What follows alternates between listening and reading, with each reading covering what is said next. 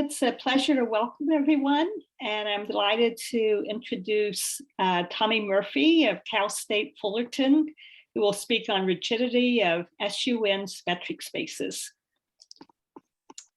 Thanks, Carolyn, and thank you everybody for coming along at this exceptional time to the seminar. I gave a talk online in the Geometric Analysis Festival a few months ago, and I want to sort of give a related talk today. So it's been nice during the pandemic to have at least these online talks to keep in touch with people and to have some sort of sense of community. So thanks for the opportunity to speak. So today I'm going to talk about a preprint joint with Wafa, Batat, Stuart Hall and James Waldron. And let's dive right in. The main theorem states that the symmetric space SU2n+1 is rigid. So a couple of things to start off.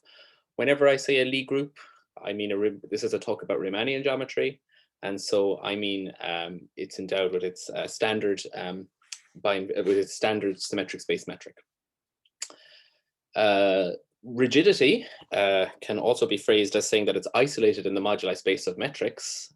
So in other words, if you look in the moduli space of metrics, there's no Einstein metric, no curve of Einstein metrics passing through it, is the point. Now, what's the significance of this theorem, or why should you care? That's one thing I kind of want to talk about a lot at the start of this talk.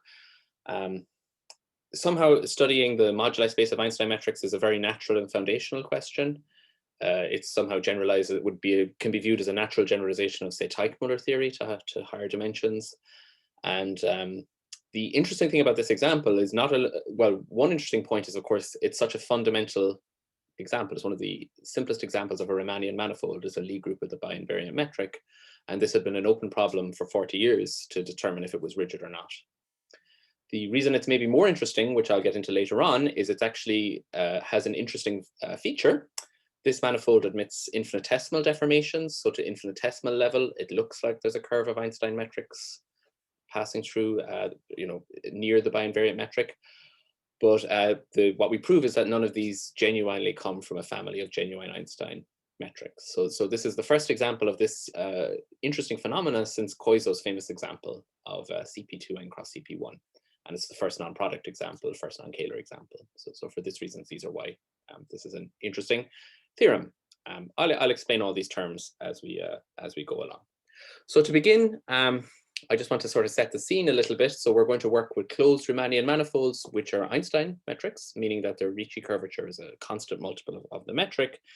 And one essential take-home message I hope you get is I want to discuss a little bit the role, and this speaks to the theorem, the role of explicit constructions and examples versus sort of the theoretical questions in the subject. A few years ago, I was having lunch with a pretty famous physicist, and he was predicting that all the Nobel Prizes in the foreseeable future in physics were going to be in experimental physics, because his reasoning was that the theoretical physicists are so far ahead that they can't verify anything with experiment, and so somehow that side of the subject has to catch up. And this isn't quite true, as we saw with Penrose, but somehow I want to argue that there's some sort of similar phenomenon going on here. For example, if we look at there's a sort of a Bible on the subject of Einstein manifolds. This is an old book, and it's not perfect, but it's a great book due to Besch's book on Einstein manifolds. And if you look at the major questions which are raised in this book, you'll see all these fundamental questions. You see lots of papers about. So existence, but rigidity and stability under various functionals are what I'll be talking about today. But there's also, issues of convergence, special holonomy, and so forth. Okay, so to maybe give an example of what I'm talking about here, what I'm saying is that the studying examples is worthwhile in itself, and it's actually needed because somehow we don't know enough about the fundamental examples, and that's holding back sort of the general theory. So a simple example of that is to say negativity of sectional curvature. That's preserved under Ricci flow, and so in the limit, if you're taking studying Ricci solitons or Einstein metrics as a limit, this means a natural question would be, what are the Einstein metrics with compact Einstein metrics with negative sectional curvature? And there was no known examples until last year. This very nice paper by Joel Fine and Bruno Primoselli appeared. To refine this question a little bit, here's a second example, which is kind of the same thing. If you look at Kähler manifolds, so under Kähler Ricci flow, then you know for sure that it's going to converge very nicely, and you sort of very naturally the question arises about, can you find Kähler Einstein metrics with negative sectional curvature? This is an old question, actually going back to the 80s in work of Hsu and Yang. And it's remarkable that there's no known example beyond the standard example of a rank 1 symmetric spaces. Tommy, sorry, I think fine Premoselli, their examples don't have negative sectional, but maybe I'm wrong, because I mean there are some obvious examples with negative sectional curvature, like rank 1 symmetric spaces. Yeah. Right? So it's not non-standard examples, right? So they found right. manifolds which so they have negative sectional. Okay. Yeah. Maybe. I think so. Thanks. Based off what I remember of reading this paper. so I mean, more interesting to me than this is this example here, because inside the Kähler world, this goes back to the work of Hsu and Yang in the 80s, but it's just such a natural question. So the only known examples are compact quotients of complex hyperbolic space, which are rank 1 symmetric space metric. And yeah, I mean, this is sort of, the reason this is maybe more interesting is because under Kähler Ricci flow, there definitely is much better behavior, and you expect to converge to a Kähler Einstein metric. And this is a natural question to try and understand, and we know nothing about it. The lack of examples is what's holding us back. Okay, so today we're going to focus on two of these major themes. Rigidity means, I'll define it precisely in a while, but basically saying we're isolated in the moduli space of metrics. That's maybe a more classical question, which goes back a long time to this book of Besch and the work of Koiso, which I'll mention quite a lot about. And how I got into the subject is, or how we got interested in it, is we were studying instability under Ricci flow, dynamical instability and instability of Perlman's new functional. So that's maybe a more modern topic connected with Ricci flow. We say a metric is, an Einstein metric is unstable. An Einstein metric is a fixed point of Ricci flow. So if you perturb it a little bit in some direction, and then when you start running Ricci flow, it runs away, it doesn't come back, we say it's dynamically unstable. Okay. So there's clearly some sort of intuitive connection between these two things, because if you have a curve of Einstein metrics going through a point, they're all fixed points of the flow, and so if you go in that direction, you won't flow away, right? Because you'll be stuck. If you move to a new Einstein metric, you'll be stuck there. But somehow these two questions are related. Mostly of what I'll be talking about today, almost all of what I'll talk about today is the first question, connecting to rigidity. Okay, so we move from the Bible to the book of Peter. So here's a sort of a standard book, and you sort of look at the standard known examples of Riemannian manifolds, and you ask Einstein, and you ask the question, say we're interested in rigidity and stability, and you ask what's known, and the answer is very little. So if you look in Peter's book, you see that he's these very nice constructions of the standard Riemannian manifolds. So there's like warp products, symmetric spaces, homogeneous spaces, cohomogeneity 1 actions, and well, I thought this would be funny to put in. So for example, if you want to understand instability under Ricci flow, for example, which is an easier question to answer, for warp products, this paper actually was published today, was published this morning by a subset of us, of the authors. And the answer is yes, they're all unstable if the dimension is at most 6. But in general, instability, even for symmetric spaces, instability under Ricci flow or instability of the new functional dynamic instability is still not fully resolved. There's still some cases left. So some references here to that. Okay, so mostly I'll talk about the rigidity result. If I have a little bit of time at the end, I just wanted to mention that the techniques in this paper don't just correspond to or have many applications beyond that, and that's something we're really excited about. So here are 3 theorems. The second and third one were already in the literature, and so we just gave new proofs of old theorems, but somehow it was just pleasing to us that we could do this coherently in the same framework. So Krunke's theorem of Krunke says that instead of looking at the moduli space of Einstein metrics, there's a theory of the moduli space of Ricci solitons, which was worked out by Podesta and Spiro, and he proved that CP2n is isolated in the moduli space, with again following my convention that this is the Fubini study metric. And on this side of stability under Ricci flow, one of the results of Tsao and Hay is that SUN, where n is greater than 2, of course, is dynamically unstable under the Ricci flow. So both of these theorems have easy proofs inside our framework. So this is like nice to us, and we thought this is if I have a chance, I'll try to discuss this at the end. But for now, I want to move on to discuss the rigidity. Are there any questions so far? Or are we okay? Seem to be okay. All right. Okay, so let's begin. We want to discuss a little bit about the moduli space of Einstein metrics. So we start off by scaling our volume, and we take the space of all metrics with unit volume, and we mod out by the action of the diffeomorphism group. So we look at the slice of the action, and that gives us a natural chart for the moduli space. We're going to now study the pre-moduli space corresponding to Einstein structures, which we denote by capital epsilon of G inside this slice. There's a technical issue here. I say pre-moduli because you have to be careful to deal with isometries. You have to mod out by isometries to get to moduli space, but that's not really going to be relevant for us in this talk. So this effectively is our description of the moduli space of Einstein structures. Now, this has a natural interpretation in terms of a functional. You can study, say, the Einstein operator, which if you input a metric will output a symmetric 2 tensor by taking the Ricci tensor and subtracting off the integral of weighted integral of the scalar curvature. And it's not hard to see that this functional outputs 0 precisely when you have an Einstein metric in dimension greater than 2. Very good. So this basically allows us to view the moduli space of Einstein metrics as defined by a system of nonlinear PDEs. Okay, and as a standard, what you now do is you linearize your system of PDEs. When you linearize, you get this is a theorem of Berger and Eben. You can quickly show that at infinitesimal level, so this is the space of Einstein infinitesimal deformations, which are the key object we're going to study. This is the equation which appears. So basically, at infinitesimal level, the linearization produces tensors of this form. So they're TT tensors, meaning the trace and divergence vanish, and they satisfy this equation, and namely the connection Laplacian plus twice the curvature times h is equal to 0. Okay.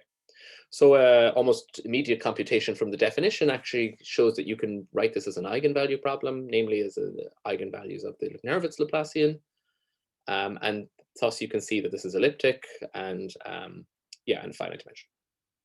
Okay, so this is sort of a formal tangent space we have the slice, we have our moduli space of Einstein metrics. So inside M1, we have the moduli space, and this is some, which is capital E of G, and this is some formal analog of the, or formal representative of the tangent space. Okay, so to make this rigorous is really where the work of Koiso begins. So his structure theorem says that within this slice, there is a finite, so this is maybe the first key technical theorem, there is a real analytic submanifold Z such that the tangent space of Z is exactly the infinitesimal deformations, as I've just defined them. And inside in this manifold Z, you have the pre-moduli space.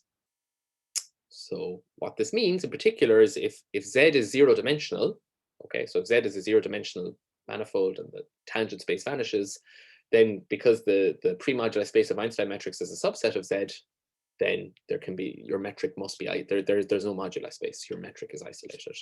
This is also called being rigid. So this was Koiso's strategy to prove that that Einstein metrics are isolated. Okay, so what he's going to do is go to the infinitesimal level, compute the space of EIDs, and show that the space is 0. So then there's no tangent space, and so by this structure theorem, the pre-moduli space must vanish. All right, so let's go back to do some examples. So for most symmetric spaces, he showed this is the case, and then what we're doing effectively is coming along to mop up one of the examples left on his list in our main theorem. So for most symmetric spaces, there's no deformations. So because there's no infinitesimal deformations, then you're done. Okay. Also, for example, he showed that whenever you have negative sectional curvature, then there's no deformations.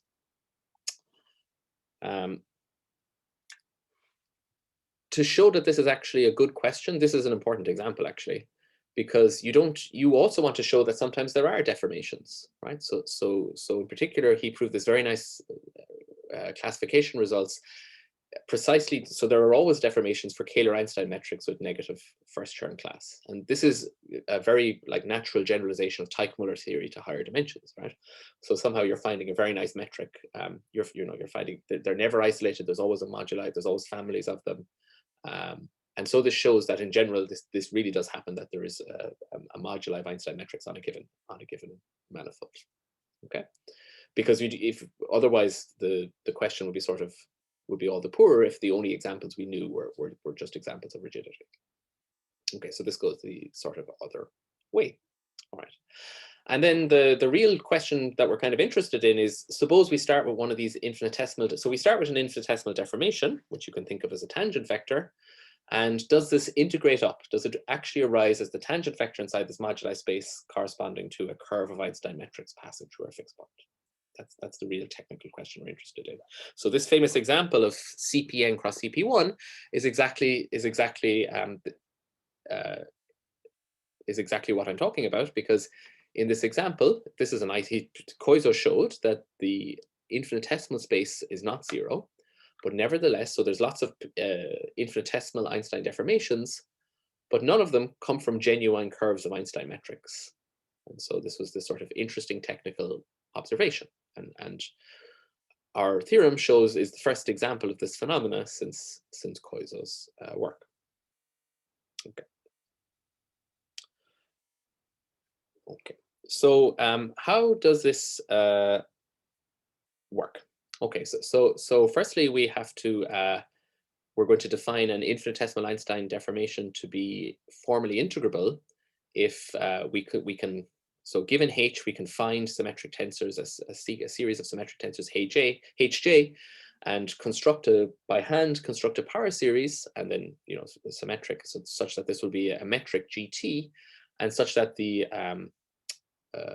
Einstein operator will vanish as we move along this curve. So in other words, we're building sort of the Taylor series or power series solution by hand. So a corollary of Koiso's structure theorem, of course, says that if you have a formally integrable infinitesimal Einstein deformation, that means that you have actually got this genuinely comes from a smooth curve of Einstein metrics, because you've constructed a power series solution. And in Koiso's structure theorem, we stated that the submanifold it shows that the submanifold is real analytic. So that means you can approximate by a convergent series, and so you can do this. And so this tells you exactly that there genuinely is a smooth curve of Einstein metrics, which have tangent vector, if you like, H. Now Koiso's then computed so okay, if it's integrable, Koiso then computed that so if it's integrable, that means that this functional is zero, so you can start to take derivatives of it. And if you take two derivatives of this functional and plug in H, a necessary condition for your essential Einstein deformation to be integrable is that the second derivative must be perpendicular to the space of infinitesimal Einstein deformation. So from this, it follows that if you so because H itself is an infinitesimal Einstein deformation, so I mean perpendicular with respect to the L2 inner product. And so what follows from this is, of course, if we compute this quantity, this has to be zero.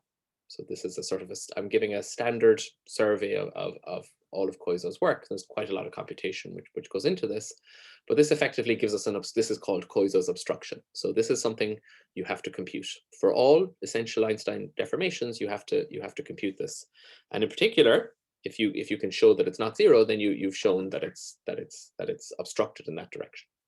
Okay, so what Koiso did is he actually worked this out in full gory detail. Here it is, remembering H is a symmetric 2 tensor, so you have to play with indices in this expression, and it's quite complicated. But you have this, and of course, because you see here there's L2 inner products, one of the problems is, of course, then you have to integrate this over the manifold. So this explicitly is the formula for what you want to compute. And so somehow our mission is as follows. We want to, for all EIDs whenever you have an EID, epsilon of G, we want to compute this obstruction and show it's not zero.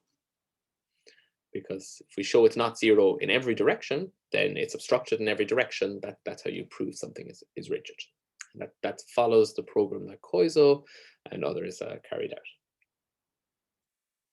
Now, there hasn't been a lot of work, it hasn't been a huge field.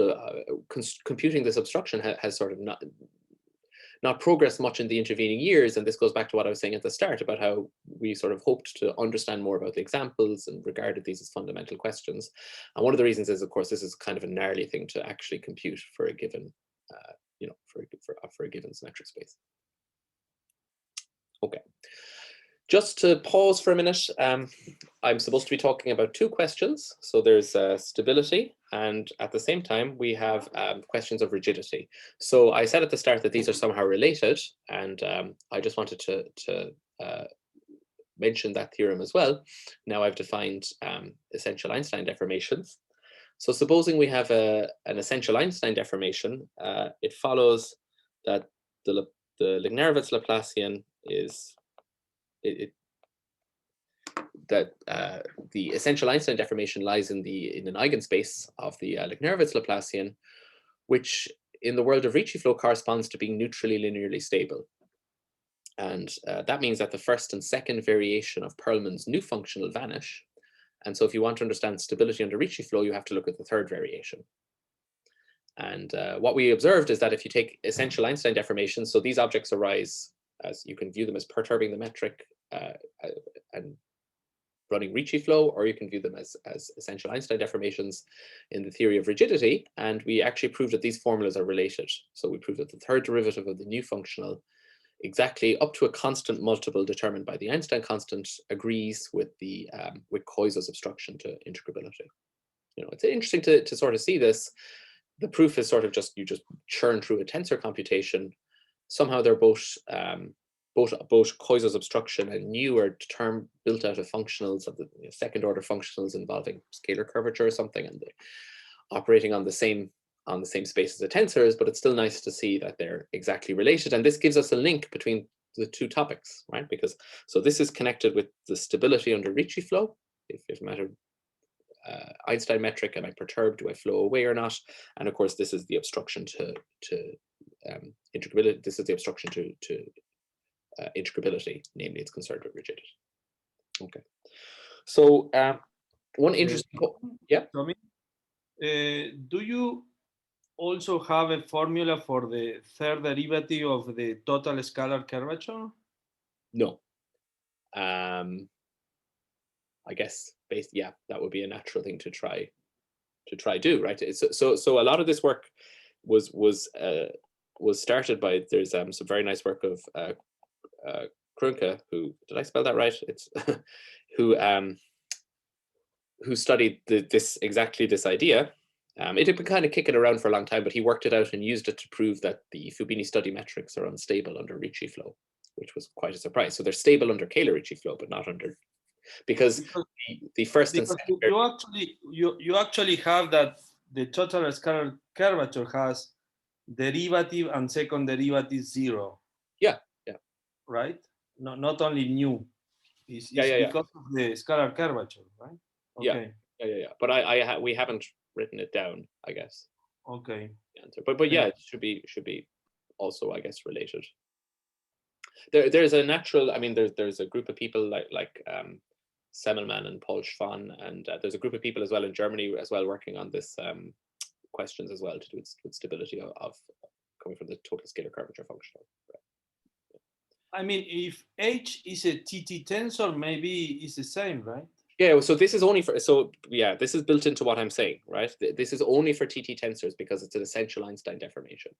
Okay. So yeah. I'm not saying in general that there's, of course, it's more technical than that, but restricted to essential Einstein deformations, which are TT tensors satisfying this additional, where's this equation, satisfying this additional equation, then I'm saying it's the same up to this multiple. Yeah. Okay. If I may interject, this is also what I would expect. So hi, I'm Paul Schwann. I would expect the third derivative of the third variation of the scalar curvature to be something times this Koiso abstraction, because all you do is you take derivatives. So to these low orders, you just take derivatives of the Ricci, to take variations of the Ricci curvature. So the procedure is in Besse, and for the second variation of the Ricci curvature, can be found in a paper of Koiso. So if you assume that H is actually an infinitesimal Einstein deformations, it should just be the same, I think. I mean, indeed, I guess we were sort of interested in the rigidity question, so we sort of came at it from a different area. But yeah, that would be what I think is expected. So other people have asked me the exact same question, so clearly it's floating in the air at the moment. Just one point to say here, of course, is it is much harder to prove rigidity, right? So to prove rigidity, you have to prove that for every essential Einstein deformation, this obstruction doesn't vanish. That's Koiso's strategy to prove rigidity. All right. So if it's integrable in a certain direction, this I of H must be 0. So to that's contrapositive or whatever. So to prove it's rigid, you have to prove for every direction H it's not 0. But to prove instability, it's like a mountain pass. Like in a mountain pass, you can be stable in lots of directions. You just have to find one unstable direction. So it's much easier to prove instability. You just have to find one direction where Koiso's. So for example, that's exactly how we prove instability of SUN. We can always find one direction. We can always find 1/10 EID so that this quantity isn't 0 for all SUN. And so then we just apply this theorem. And so therefore the third variation, and this means the first and second variation is 0, and the third variation will govern the stability, and it's non-zero. So you're done. Okay, so that was the connection. Okay, so we want to discuss. So for the rest of the talk, M will be a compact symmetric space, irreducible, and we want to get into the theory. So somehow, some of this. A lot of this is we're following what Koiso did, but there was this technical problem of computing this obstruction of I of H, which is this mess. And effectively, we found a very nice way or a tractable way of computing it. And I think that's a nice idea, and I want to sort of show that in this talk. Here, I would say that, so firstly, we need to say what are the space of essential Einstein deformations. This was all worked out by Koiso. So in general, of course, it's 0, as I stated earlier, and these are the list of spaces where there's potential essential Einstein deformations. So SUN with the biinvariant metric, etc. So there's also some applications. I don't know if I will get to it at the end of the talk for the other SUN symmetric spaces, and by which I mean SUN is the isometry group. Now, not alone is it as a vector space or something the same. This isomorphism is G equivariant. So there's a natural action by pulling back by isometries or whatever on the space of infinitesimal Einstein deformations, and the action on the Lie algebra is the adjoint action. We really need this, and we need to choose this isomorphism to be equivariant with respect to these canonical actions. Okay, so very good. So that tells us the space. So that's a large space that you have to compute with. That's a lot of tensors H that you have to compute. Okay. To get a handle on it, let's start by taking the standard decomposition coming from the Killing form. So this is sort of standard symmetric space theory. And following the work of Gasquet-Goldschmidt, really what we want to study are the ad-invariant symmetric p-tensors. In particular, we're going to be very interested. There's a natural way of constructing an EID. And this is what is in the work of Gasquet and Goldschmidt. If you have a sigma, a ad H invariant symmetric 3 tensor, if you include a Killing field into the first slot, you're going to get a symmetric 2 tensor, H eta. And then it actually turns out that H eta, so for any Killing field eta, you include it into sigma, and this tensor will be an EID. Moreover, the space of all sigma, it's a one-dimensional space. This will be relevant for later in the talk. This is a sort of I guess a sort of a representation theory computation. We need the dimension of this space as well. Okay, we also give a separate proof of this. I mean, it's sort of buried in all these papers, but we kind of came up with a proof that we liked, which was sort of cleanly in the world. I don't know, which we liked. So there's a proof of this also in our paper that H eta is always an essential Einstein deformation. Okay, so this gives you a natural way of cooking up essential Einstein deformations. And our theorem is going to reduce to computing Koiso's obstruction for these essential Einstein deformations. That's what we want to do. So how are we going to do that? Well, we have to compute Koiso's obstruction, you have to take the second derivative of E and then project it onto the space of infinitesimal deformations, which we denote by psi. And the first observation is that actually this is going to be a Lie, sort of a representation theoretic object. It's going to lie in the space hom G S2 GG. So what do I mean here is, so you see, if you think back to the definition of E prime prime, you include H into it, for example. Okay, so then that's going to be a map which is going to take output values inside of the space of, because we're considering the projection of this guy onto the space of essential Einstein deformations, okay? And the space of essential Einstein deformations from this theorem back here, where is it? Sorry, I lost track of, where's this theorem? Yeah, the space of essential Einstein deformations can be identified with the Lie algebra G. Okay, so that's why we can replace, H is an essential Einstein deformation, but we can replace that with the Lie algebra G, which is the algebra of the isometry group. Okay, then it's symmetric, just comes from the fact that basically this is E prime prime is a second derivative and the second derivatives commute. Okay, so we have this algebraic object. This is also contained in the work of Koiso and Waldron. So here is maybe the main slide of the talk. I want to outline the strategy for how we actually prove our theorem. So what Koiso did is a sort of a brute force computation where he did so for each tensor he computed his obstruction. In our framework, we're going to do the following. We're going to show that abstractly, well, firstly, we compute the dimension of the space, which uses some representation theory, okay? So we can take that as a black box. The dimension of this space hom G S2. So the dimension of this space is always 2. Okay. And then the real insight is that inside in this space, we actually show that the map psi always takes values inside a one-dimensional subspace. And this one-dimensional subspace corresponds to maps which are invariant under the standard involution. So for SUN, the Lie algebra, if you view it as a symmetric space, is SUN plus SUN.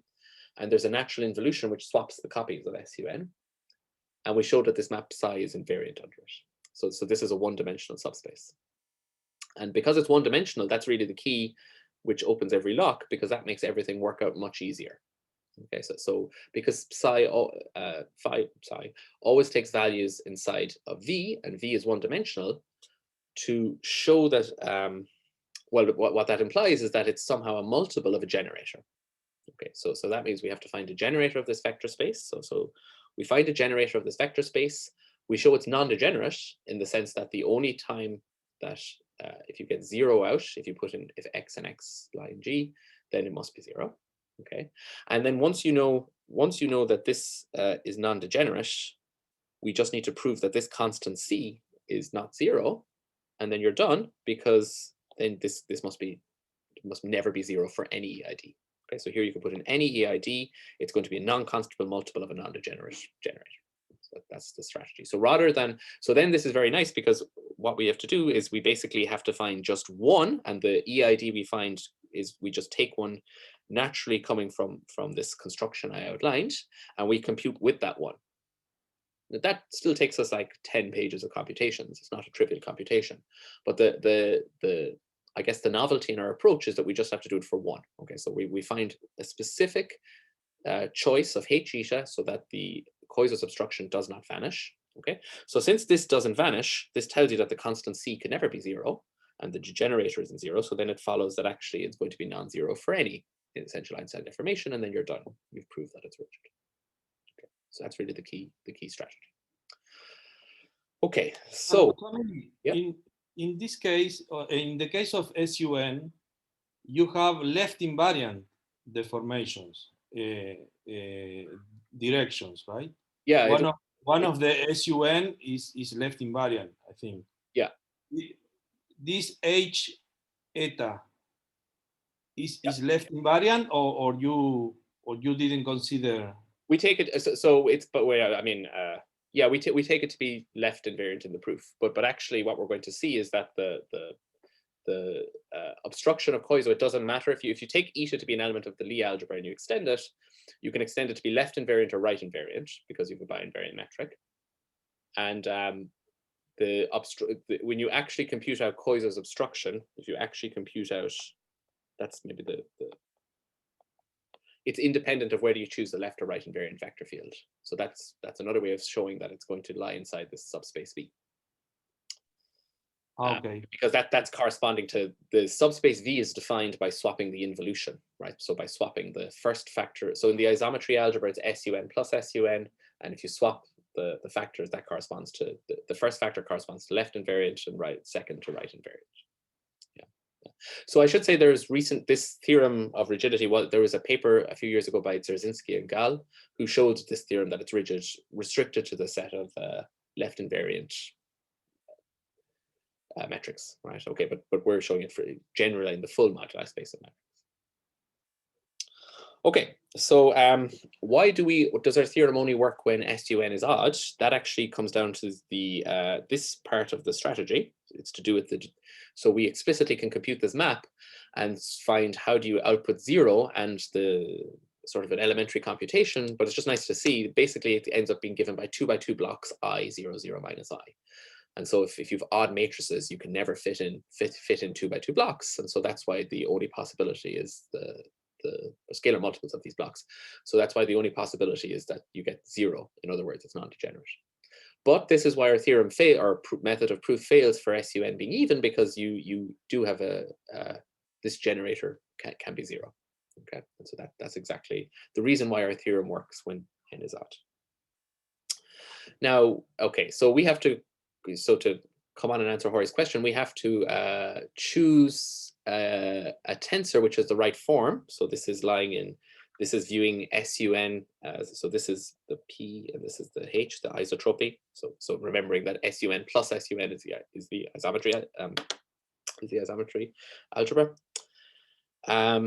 And there's a natural one you can write down, which is, so the nice thing here is, of course, remember we had this result of Gasquet and Goldschmidt, which says the space is one-dimensional. So up to multiples, there's only one possible choice of tensor here. And if you think for a while, it's not so hard to see that this is clearly symmetric in X, Y, and Z, which is a fun exercise. And it's also invariant because this is the adjoint action. So if you do the adjoint action, you're just conjugating and traces don't change. So it's kind of clear to see that this is the only possible tensor. So it's very nice and concrete. The answering your question, of course, we take, so if you take one of the reasons our theorem works is that we're doing SUN, where n is a where it's a Lie group, right? And of course, there's this issue to do with we have both left. Okay, so if you take an element of the Lie algebra, so the problem is that we have to compute L2 inner products, so you have to integrate.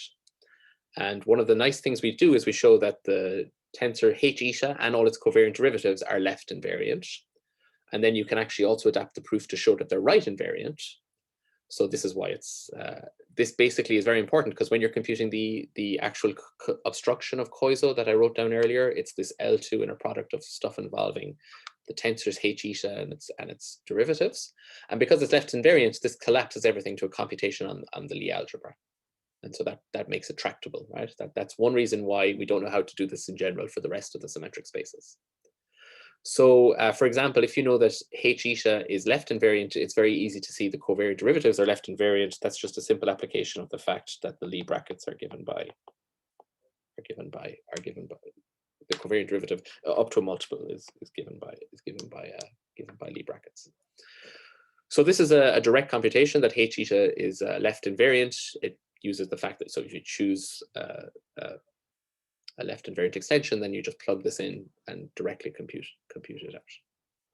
Okay, so this is how we do it. I mean, then the remaining part of the proof is we're going to have to do a clever choice of eta. So this is where, so now we have to specifically choose eta I mean, we choose the easiest form of eta we can, which is we choose it to be ones along the main diagonal, and then to have a very simple form, and then minus the sum of minus n minus 1, whatever, in the last slot to cancel out.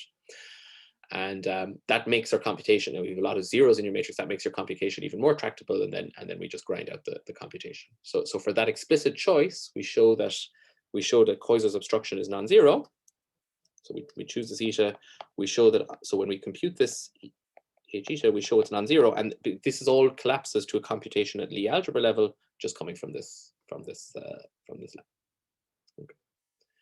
So finally, I just wanted to talk a little bit about some other applications. So I think I mentioned this in the course of the talk, but also we can do this, we can sort of have this unified, or, you know, we can sort of push some other theorems under this umbrella. So for example, I already mentioned this, that the biinvariant metric, you can show that it's dynamically unstable.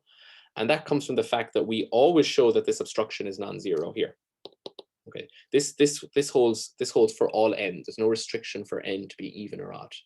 Okay, so if you go back to our theorem earlier, there was basically, we showed that the third variation of the new functional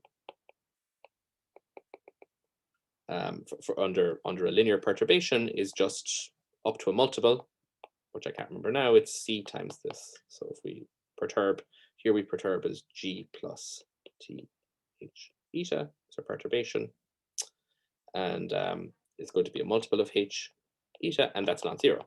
Okay, so that works for all n, and hence you get instability for free. What you don't get is rigidity, of course. Okay, so yeah, I have 5 minutes left, but actually that was somehow that went faster than I planned. So that was all I wanted to say. Of course, there's other applications. And in the future, we hope to sort of see what happens for the remaining symmetric spaces. There's a couple of issues. There's a couple of issues. The main issue, of course, is that we have to deal with integrating over the manifold, so we don't know how to do that. And yeah, and that's kind of what I wanted to tell you about today. So thanks for your attention. Thank you very much for a really interesting talk. Are there questions? Yeah, Tommy, just a quick question. So in the case of general symmetric spaces, isn't it enough to show that everything is G invariant to avoid integration?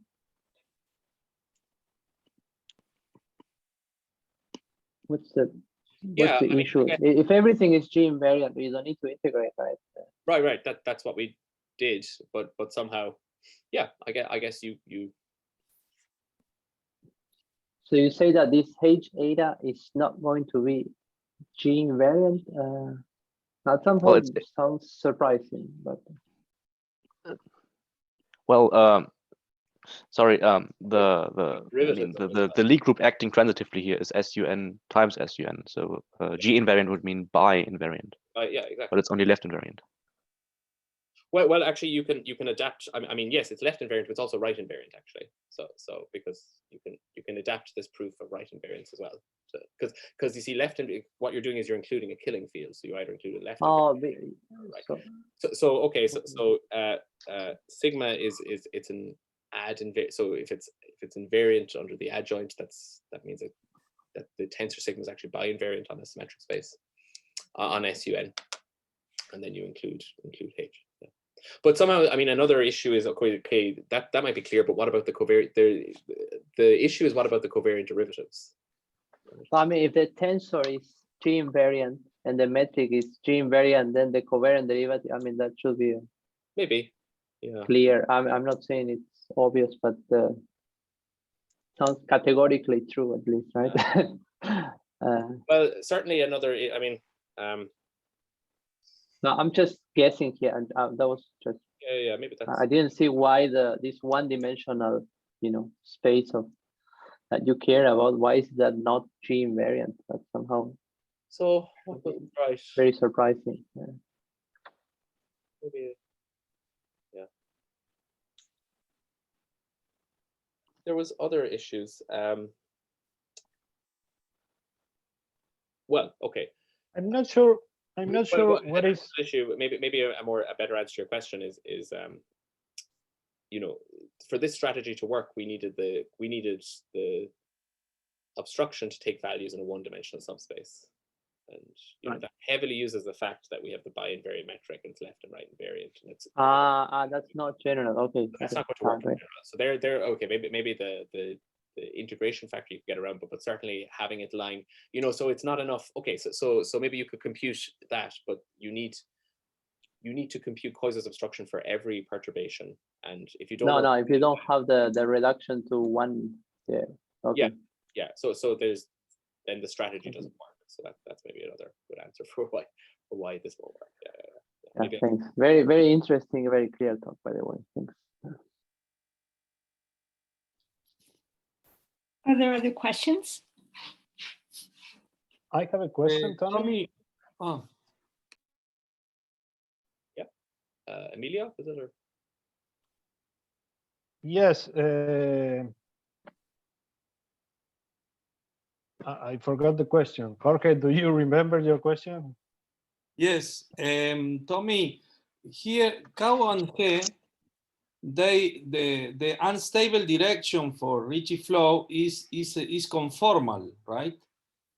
Because they use the Laplacian, and your direction is not, it's a TT.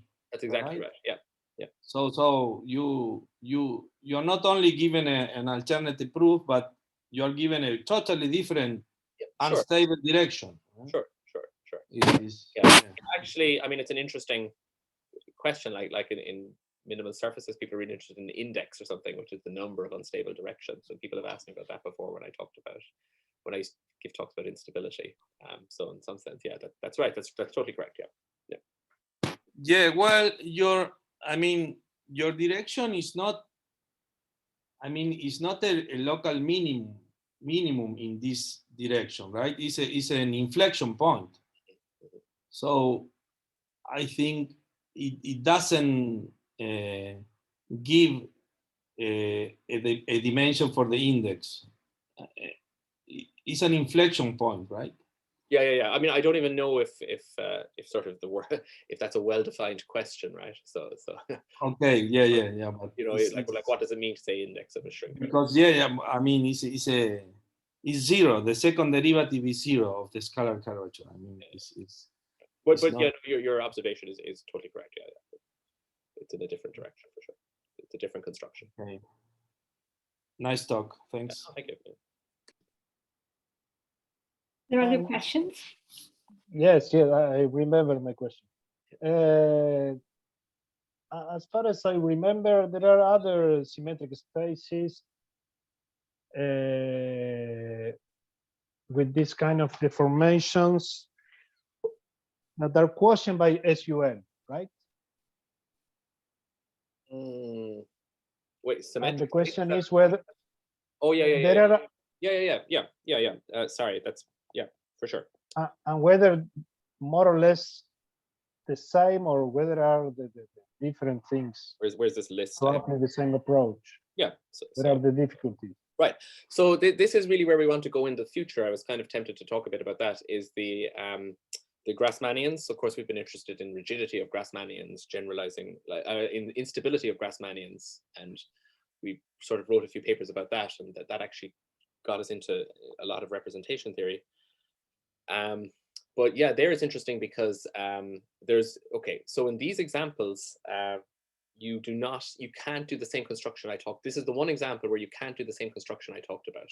So this is an interesting future direction. You can't just take a killing field and include it, because there's no, we had to have this S3PH, and the dimension of that space is 0 here. So this natural way of constructing EIDs fails for these.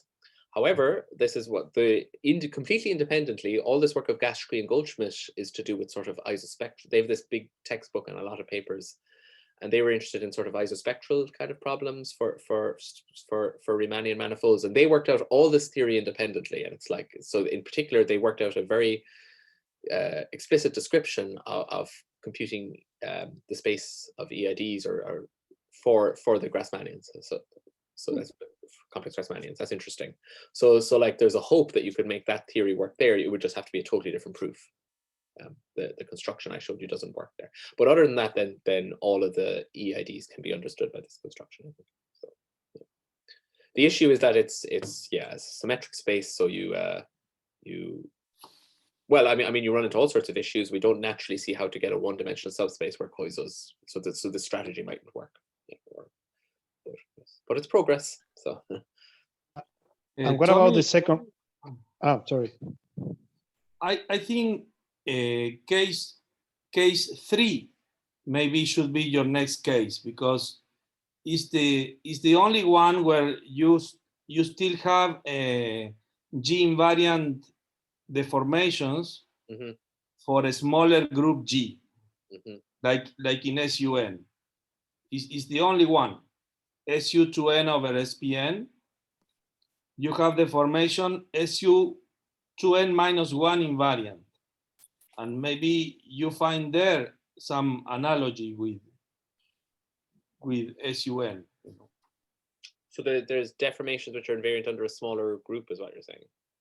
Yes, which is SU 2n minus 1. Oh, yeah, right. This is the Onashek stuff. There's like a classification, symmetric space. Yeah, actually, and this, but yeah, quite a lot. These are the only 2 cases. Right. No, 1 and 3. Yeah, no, that's true.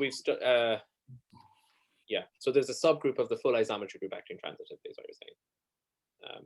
Yes, but smaller, and then it allows deformations. I mean, allows zeros for the. Yeah. I mean, I can variant intensors with two lambda as an eigenvalue. Einstein deformations, but homogeneous. Okay. Well, another avenue as well for future research is the Koiso worked out the moduli space in the Kähler case, and he left the case of positive Chern class open. But that's recently been all resolved, the full classification. So it would be nice to finish that problem there as well, which should constructing actual moduli spaces. But that's maybe more.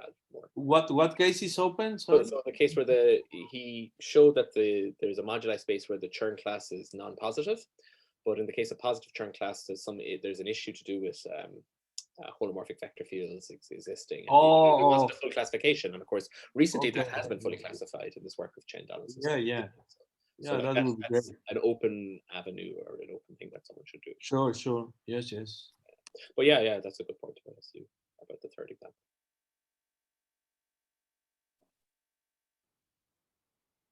Any other questions?